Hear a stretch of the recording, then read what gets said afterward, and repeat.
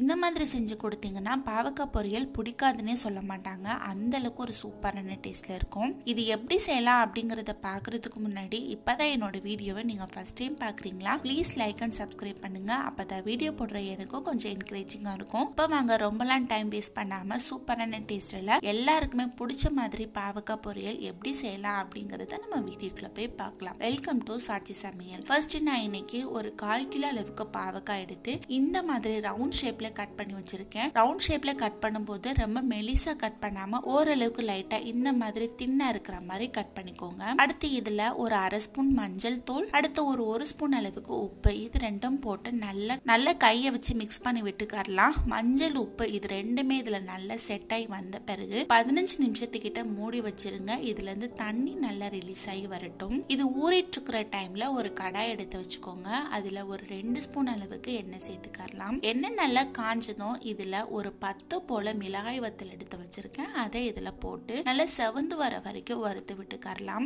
மிளகாய் வதக்கும் போது நல்ல மீடியம் ஃப்ளேம்ல வச்சு வறுத்து விடுங்க. அப்பதான் கருகி போகாம இருக்கும். இப்ப பாருங்க மிளகா நல்லா செவந்து வந்துருச்சு. அடுத்ததா நம்ம கட் பண்ணி வச்சிருக்கிற ஒரு பெரிய சைஸ் வெங்காயத்தையும் இதுல சேர்த்துக்கறலாம். இப்போ இந்த வெங்காயத்தோட பச்சை வாசனை எல்லாம் போயிட்டு நல்ல ஒரு கண்ணாடி பதம் வர வரைக்கும் வதக்கி விட்டுக்கோங்க. கொஞ்சம் கொஞ்சமா அதோட கலர் மாற ஸ்டேஜுக்கு வந்துருச்சு. இந்த டைம் வர வரைக்கும் இதை நல்லா வதக்கி விட்டுட்டு இதை எடுத்து ஒரு மிக்ஸி ஜார்ல போட்டு நல்ல பேஸ்ட் மாதிரி அரைச்சு எடுத்துட்டு வந்துடலாம். அடுத்ததா நம்ம ஊற வச்சிருக்கிற பாவக்காய பார்க்கலாம். பாருங்க சூப்பரா இது நல்லா ஊறி வந்துருச்சு. கைய வச்சு இது மாதிரி பிழிஞ்சு எடுத்தீங்கன்னா அதுல உள்ள வாட்டர் எல்லாம் நமக்கு செப்பரேட்டா வந்துடும். இந்த மாதிரி பண்ணும்போது அதுல உள்ள கசப்பு தன்மையெல்லாம் போயிட்டு பாவக்காய் சாப்பிட்றதுக்கு ரொம்ப டேஸ்டா இருக்கும். இந்த மாதிரி எல்லா பாவக்காயும் பிழிஞ்சு எடுத்துட்டு நம்ம வெங்காயம் வதக்கின கடாயில 1 ஸ்பூன் அளவுக்கு எண்ணெய் ஊத்தி இந்த பாவக்காயை அதுல போட்டு நல்லா வதக்கி விட்டுக்கறலாம். ஓரளவுக்கு நல்ல ட்ரை ஃப்ரை ஆகுற வரைக்கும் வதக்கி விட்டுக்கோங்க. அப்பதான் சாப்பிட்றதுக்கு டேஸ்டா இருக்கும். பாருங்க ஒரு 10 நிமிஷத்துக்கிட்ட இதை நல்லா வதக்கி விட்டுட்டே இருக்கேன். நல்லா அதோட கலரும் நமக்கு மாறி வந்துருச்சு.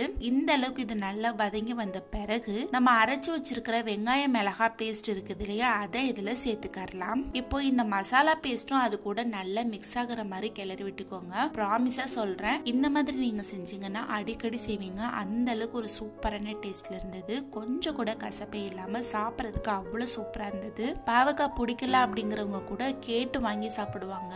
ஒரு 5 நிமிஷத்துக்கிட்ட நீங்க வதக்கி விட்டுட்டே இருக்கும் போது இது ஓரளவுக்கு நல்ல இந்த கலர்ல மாறி வந்துட்டு இருக்கும். நல்ல சுருள வதக்கி விட இதோட டேஸ்டும் கூடிட்டே இருக்கும். ஒரு 10 நிமிஷத்துக்கிட்ட அந்த மசாலா பேஸ்ட் போட்டு நான் நல்லா மிக்ஸ் பண்ணி விட்டுட்டேன். நல்ல பாவக்காயுமே நல்ல சுருள இந்த அளவுக்கு வதங்கி வந்துருச்சு. இந்த டைம்ல இதை எடுத்து நீங்க சர்வ் பண்ணிக்கறலாம். சாம்பார், ரசம், தயிர் சாதம் இதுக்கெல்லாம் சைட் டிஷ்ஷா வச்சு சாப்பிடும் போது சூப்பரான டேஸ்ட்ல இருக்கும். கண்டிப்பா ட்ரை பண்ணி பாருங்க.